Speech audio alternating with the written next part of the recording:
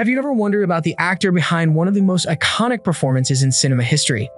The man who brought the Joker to life in The Dark Knight, who left us all speechless with his captivating and haunting portrayal. He was more than just an actor. He was a talent unlike any other. He was Heath Ledger. In this video, we dive into the life of an incredible artist and explore the story of a man who left a lasting impact on the film industry. Get ready to be taken on an emotional journey and discover the legacy of Heath Ledger. Heath Andrew Ledger was born on 4th of April 1979 in Perth, Western Australia to Sally Ramshaw, a French teacher, and Kim Ledger, a racing car driver and mining engineer whose family established and owned the Ledger Engineering Foundry. The Sir Frank Ledger Charitable Trust is named after his great-grandfather. He had English, Irish, and Scottish ancestry. Ledger attended Mary's Mount Primary School in Gooseberry Hill and later Guildford Grammar School, where he had his first acting experiences, starring in a school production as Peter Pan at age 10. His parents separated when he was 10 and divorced when he was 11. Ledger's older sister Kate, an actress and later a publicist, to whom he was very close, inspired his acting on stage, and his love of Gene Kelly inspired his successful choreography, leading to Guildford Grammar's 60-member team's first all-boy victory at the Rock Eisteddfod Challenge. After sitting for early graduation exams at age 16 to get his diploma, Ledger left school to pursue an acting career. With Trevor DiCarlo, his best friend since the age of 3, Ledger drove across Australia from Perth to Sydney, returning to Perth to take a small role in Clowning Around in 1992, the first part of a 2-part television series, and to work on the TV series Sweat in 1996, in which he played a cyclist. From 1993 to 1997, Ledger also had parts in the Perth television series Ship to Shore. Ledger also had parts in the short-lived Fox Broadcasting Company fantasy drama Roar in Home and Away, one of Australia's most successful television shows, and in the Australian film Black Rock, his feature film debut. In 1999, he starred in the teen comedy 10 Things I Hate About You and in the acclaimed Australian crime film Two Hands, directed by Gregor Jordan. In the early 2000s, he starred in supporting roles as Gabriel Martin, the eldest son of Benjamin Martin, in The Patriot, and as Sonny Grotowski, the son of Hank Grotowski, in Monsters Ball. In 2001, he won a Showist Award as Male Star of Tomorrow. Ledger received Best Actor of 2005 awards from both the New York Film Critics Circle and the San Francisco Film Critics Circle for his performance in Brokeback Mountain, in which he plays Wyoming Ranch hand Ennis Del Mar, who has a love affair with aspiring rodeo rider Jack Twist, played by Jake Gyllenhaal. He also received the nominations for a Golden Globe Award for Best Actor, Motion Picture Drama, a Screen Actors Guild Award for Outstanding Performance by a Male Actor in a Leading Role, a BAFTA Award for Best Actor in a Leading Role, and an Academy Award for Best Actor for this performance, making him, at age 26, the 8th youngest nominee in the category. After Brokeback Mountain, Ledger co-starred with fellow Australian Abby Cornish in the 2006 Australian film Candy, an adaptation of the 1998 novel Candy, a novel of love and addiction, as young heroin addicts in love attempting to break free of their addiction, whose mentor is played by Geoffrey Rush. For his performance as sometime poet Dan, Ledger was nominated for 3 Best Actor awards, including one of the Film Critics Circle of Australia awards, which both Cornish and Rush won in their categories. Shortly after the release of Candy, Ledger was invited to join the Academy of Motion Picture Arts and Sciences. As one of 6 actors embodying different aspects of the life of Bob Dylan in the 2007 film I'm Not There, directed by Todd Haynes, Ledger won praise for his portrayal of Robbie Clark, a moody, counterculture actor who represents the romanticist side of Dylan, but says accolades are never his motivation. Posthumously, on 23 February 2008, he shared the 2007 Independent Spirit Robert Altman Award with the rest of the film's ensemble cast, its director, and its casting director. In his penultimate film role, Ledger played the Joker in Christopher Nolan's 2008 film The Dark Knight, which was released nearly 6 months after his death. While working on the film in London, Ledger told Sarah Lyle in their New York Times interview that he viewed The Dark Knight's Joker as a psychopathic, mass-murdering, schizophrenic clown with zero empathy. For his performance in The Dark Knight, Ledger posthumously won the Academy Award for Best Supporting Actor and becoming the 4th youngest winner of the award, which his family accepted on his behalf, as well as numerous other posthumous awards, including the Golden Globe Award for Best Supporting Actor, which Nolan accepted for him.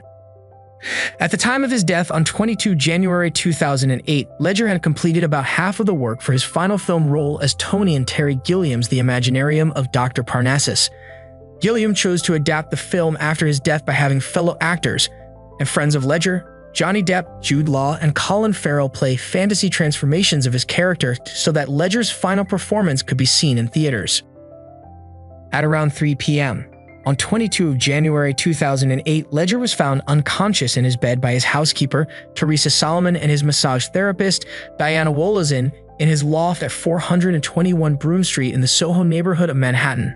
According to police, Wolozin, who had arrived early for a 3 p.m. appointment with Ledger, telephoned his friend Mary-Kate Olsen for help. Olsen, who was in Los Angeles at the time, directed her New York City private security guard to go to the scene. At 3:26 p.m., less than 15 minutes after she first saw him in bed and only a few moments after the first call to Ms. Olsen, Wolozin dialed 911 to say that Mr. Ledger was not breathing. At the urging of the 911 operator, Wolozin administered CPR, which was unsuccessful in reviving him. Paramedics and emergency medical technicians arrived 7 minutes later at 3:33 p.m., at almost exactly the same moment as a private security guard summoned by Ms. Olsen, but were also unable to revive him. At 3:36 p.m., Ledger was pronounced dead, and his body was removed from the apartment. He was 28 years old. On 6 February 2008, the Office of the Chief Medical Examiner of New York released its conclusions. Those conclusions were based on an initial autopsy that occurred 23 January 2008 and a subsequent complete toxicological analysis. The report concluded that Ledger died as the result of acute intoxication by the combined effects of oxycodone, hydrocodone, diazepam, temazepam, alprazolam, and doxylamine. It added, "We have concluded that the manner of death is accidental, resulting from the abuse of prescribed medications." While the medications found in the toxicological analysis may be prescribed in the United States for insomnia, anxiety, pain, or common cold symptoms, doxylamine, the vast majority of physicians in America are extremely reluctant to prescribe multiple benzodiazepines to a single patient, let alone to prescribe such medications to a patient already taking a mix of oxycodone and hydrocodone. Although the Associated Press and other outlets reported that police estimated Ledger's death occurred between 1 p.m. and 2:45 p.m. on 22 January 2008, the medical examiner's office announced that it would not publicly disclose the official estimated time of death. The official announcement of the cause and manner of Ledger's death heightened concerns about the growing problems of prescription drug abuse or misuse and combined drug intoxication. In 2017, Jason Payne James, a forensic pathologist, asserted that Ledger might have survived if hydrocodone and oxycodone had been left out of the combination of drugs that the actor took just prior to his death. He furthermore stated that the mixture of drugs combined with a possible chest infection caused Ledger to stop breathing.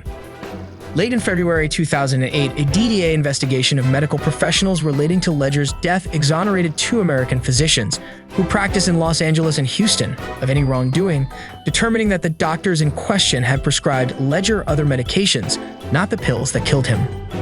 On 4 August 2008, Mary-Kate Olsen's attorney Michael Miller issued a statement denying that Olsen supplied Ledger with the drugs causing his death and asserting that she did not know their source. In his statement, Miller said specifically, "Despite tabloid speculation, Mary-Kate Olsen had nothing whatsoever to do with the drugs found in Heath Ledger's home or his body, and she does not know where he obtained them." After a flurry of further media speculation, on 6 August 2008, the U.S. Attorney's Office in Manhattan closed its investigation into Ledger's death without filing any charges and rendering moot its subpoena of Olsen, while the clearing of the 2 doctors and Olsen and the closing of the investigation because the prosecutors in the Manhattan U.S. Attorney's Office don't believe there's a viable target, it is still not known how Ledger obtained the oxycodone and hydrocodone in the lethal drug combination that killed him. 11 months after Ledger's death, on 23 December 2008, Jake Coyle, writing for the Associated Press, announced that Heath Ledger's death was voted 2008's top entertainment story by U.S. newspaper and broadcast editors surveyed by the Associated Press. He claimed that this was partially a result of the shock and confusion surrounding the circumstances of Ledger's death, as well as due to Ledger's roundly acclaimed performance as the Joker in the year's biggest box office hit, The Dark Knight. After Ledger's death, in response to some press reports about his will filed in New York City on 28 February 2008, and his daughters accessed his financial legacy, his father, Ken Ledger, said that he considered the financial well-being of Heath's daughter, Matilda Rose, an absolute priority, whilst also stating that her mother, Michelle Williams, was an integral part of our family. He added, "They will be taken care of, and that's how Heath would want it to be." Some of Ledger's relatives may be challenging the legal status of his will signed in 2003, prior to his involvement with Williams and the birth of their daughter, and not updated to include them, which divides half of his estate between his parents and half among his siblings. They claim that there is a second, unsigned will, which leaves most of that estate to Matilda Rose. Williams' father, Larry Williams, has also joined the controversy about Ledger's will, as it was filed in New York City soon after his death. On 31st of March 2008, stimulating another controversy pertaining to Ledger's estate, Gemma Jones and Janet Fife Yeomans published an exclusive report in the Daily Telegraph citing Ledger's uncle Hayden Ledger and other family members who believe the late actor may have fathered a secret love child when he was 17, and stating that if it is confirmed that Ledger is the girl's biological father, it could split his multi-million-dollar estate between Matilda Rose and his secret love child.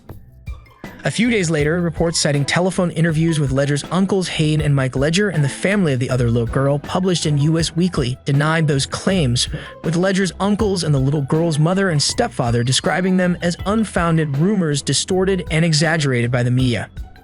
On 15th of July 2008, Fife Yeomans reported further via Australian News Limited that while Ledger left everything to his parents and 3 sisters, it is understood they have legal advice that under Western Australia law, Matilda Rose is entitled to the lion's share of his estate.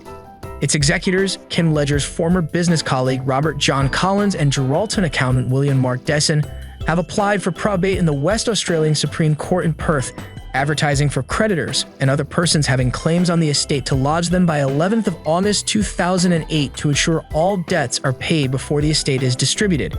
According to this report by Fife Yeomans, earlier reports citing Ledger's uncles and subsequent reports citing Ledger's father, which do not include his actual posthumous earnings, his entire fortune, mostly held in Australian trusts, is likely to be worth up to $20 million. On 27 September 2008, Ledger's father, Kim, stated that the family has agreed to leave the $16.3 million fortune to Matilda, adding, "There is no claim. Our family has gifted everything to Matilda."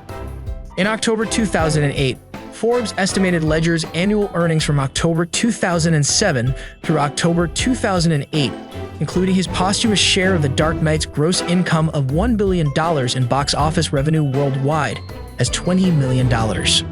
As the news of Ledger's death became public throughout the night of 22 January 2008, and the following day, media crews, mourners, fans, and other onlookers began gathering outside his apartment building, with some leaving flowers or other memorial tributes. The following day, at 10:50 a.m. Australian time, Ledger's parents and sister appeared outside his mother's house in Applecross, a riverside suburb of Perth, and read a short statement to the media expressing their grief and desire for privacy. Within the next few days, memorial tributes were communicated by family members. The Prime Minister of Australia, Kevin Rudd, the Deputy Premier of Western Australia, Eric Ripper, Warner Bros., distributor of The Dark Knight, and thousands of Ledger's fans around the world. Several actors made statements expressing their sorrow at Ledger's death, including Daniel Day-Lewis, who dedicated his Screen Actors Guild Award to him, saying that he was inspired by Ledger's acting. Day-Lewis praised Ledger's performances in Monsters Ball and Brokeback Mountain, describing the latter as unique, perfect. Vern Troyer, who was working with Ledger on the Imaginarium of Dr. Parnassus at the time of his death, had a heart-shaped and exact duplicate of a symbol that Ledger scrawled on a piece of paper with his email address, tattooed on his hand in remembrance of Ledger because Ledger had made such an impression on him. On 1 February, in her first public statement after Ledger's death, Michelle Williams expressed her heartbreak and described Ledger's spirit as surviving in their daughter. After attending private memorial ceremonies in Los Angeles, Ledger's family members returned with his body to Perth. On 9 February, a memorial service attended by several hundred invited guests was held at Penrose College, attracting considerable press attention. Afterward, Ledger's body was cremated at Fremantle Cemetery, followed by a private service attended by only 10 of his closest family members, with his ashes interred later in a family plot at Karrakatta Cemetery, next to 2 of his grandparents. Later that night, his family and friends gathered for a wake on Cotslow Beach. The Eskimo Joe song Foreign Land was written as a tribute to Ledger. The band were in New York at the time of his death. In January 2011, the State Theatre Centre of Western Australia and Ledger's hometown of Perth named a 575-seat theatre, the Heath Ledger Theatre, after him. For the opening of the theatre, Ledger's Academy Award for Best Supporting Actor was on display in the theatre's foyer along with his Joker costume. Bon Iver's Perth was inspired by Heath Ledger.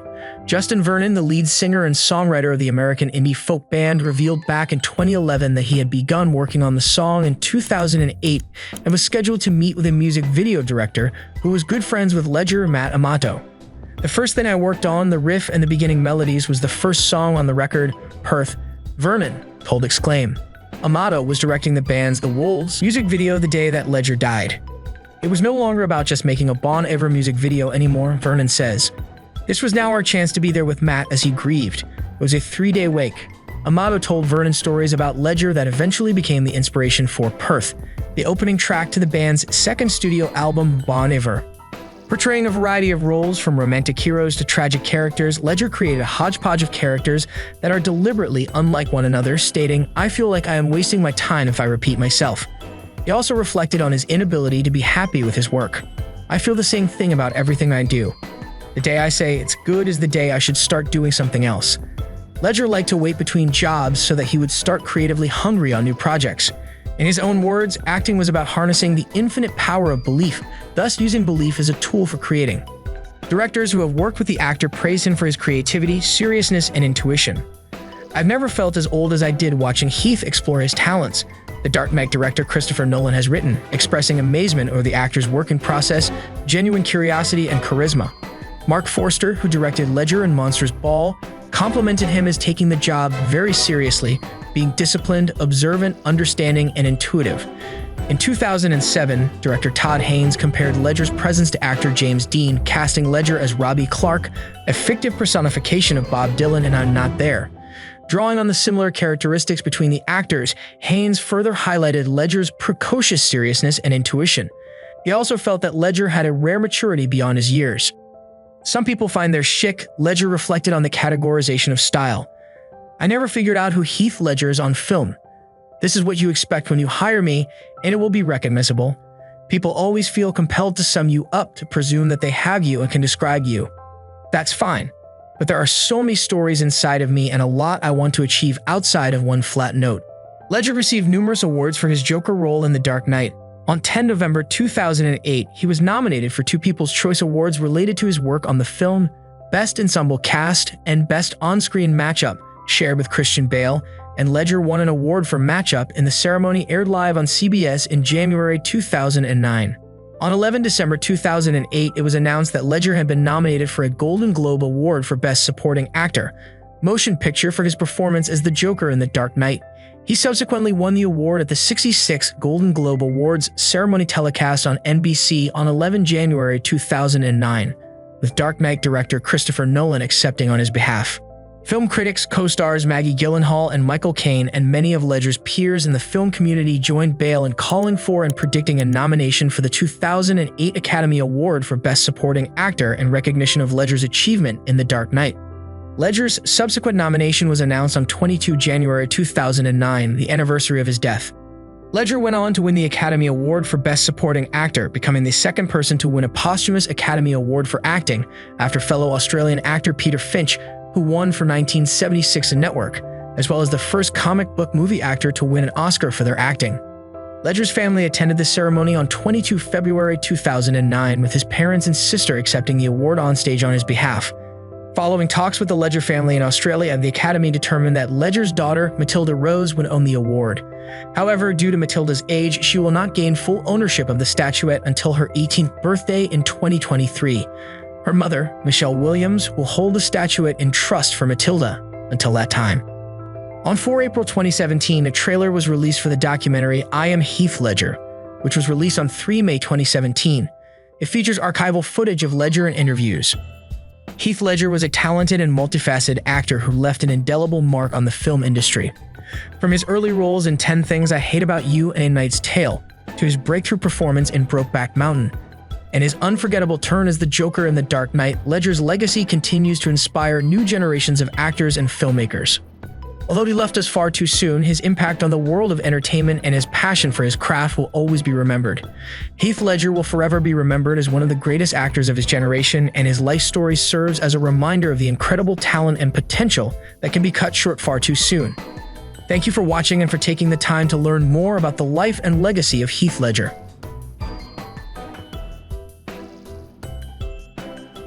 If you've liked the video, please subscribe